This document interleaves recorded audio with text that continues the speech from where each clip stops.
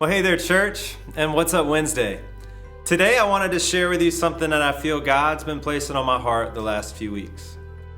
In many ways, this last year has shown us how countries and communities throughout the world can come together united, fighting against a deadly virus for a common good.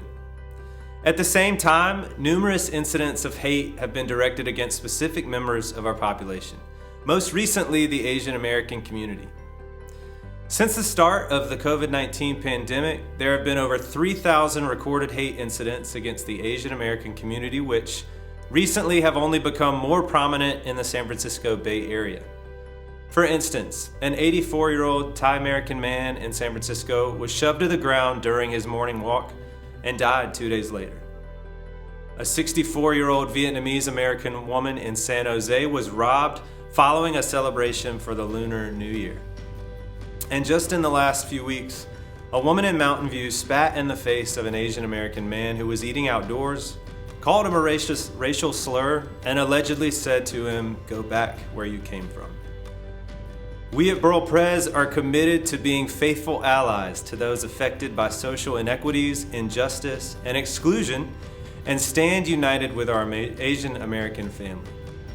As we read in Isaiah chapter 1, we are called to learn to do good, seek justice, and help the oppressed. Now I'd like to introduce to you two members from our very own church family. Hello church, we are Lou and Stephanie Cho, members and deacons of burlpres. As members of the Asian American community, the recent rise in incidents not only brings sadness, but also fear to us and our friends and families that this could happen to us based solely on how we look.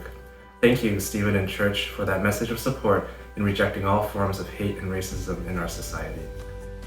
Our personal desire to help build an inclusive church community led us to join the Racial Justice Allies group here at burlpres, formed last summer in response to the growing movement surrounding racial injustice against our brothers and sisters of the Black community.